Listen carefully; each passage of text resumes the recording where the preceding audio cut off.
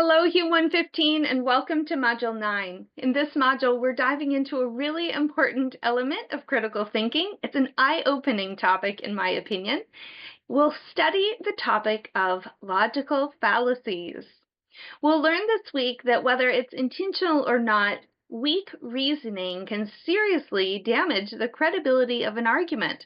It can change the way you view someone as a critical thinker, or the way that someone views you as a critical thinker. People make these mistakes accidentally, while others actually use logical fallacies strategically in order to manipulate and get the outcome they want.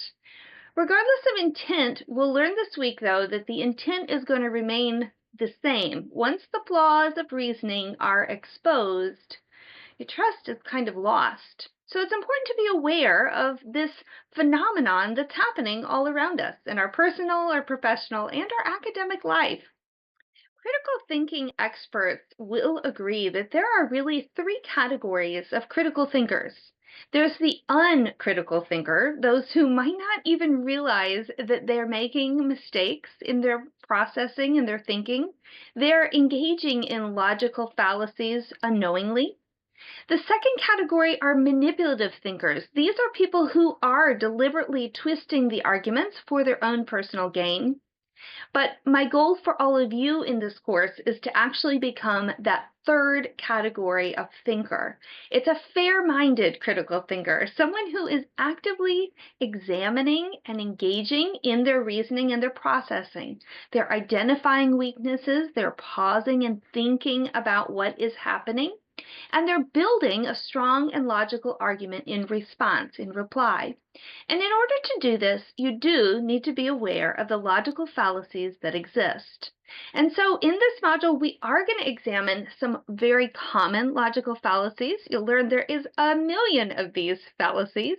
And this week, we're really going to highlight 6 main fallacies as we jump in and begin to understand this concept. And then in modules ahead, we will indeed explore some other logical fallacies as well.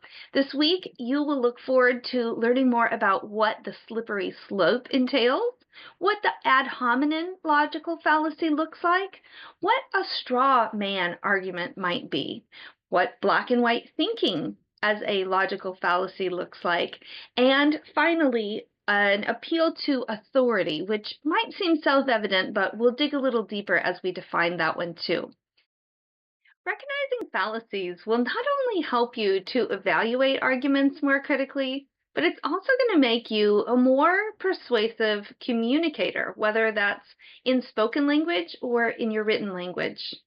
So as you move through this module, I really challenge you to start noticing logical fallacies in your world around you, personal, professional, academic life, news articles, advertisements, casual conversations, wherever you're at. Look for these fallacies. Sharpening your own ability to really spot someone's faulty reasoning will empower you to think more clearly, debate more effectively, and overall just engage with ideas at a deeper level. Don't forget, continue to pause and reflect on what is being said, how it's being said, and how you respond and view topics at hand. I can't wait to get started. I am excited to see all that you bring to the table. Please remember my open door office policy. If there's anything I can do to support your learning in this fully asynchronous class, I am here and willing to help if there's anything you need at all. Have a great week, everyone.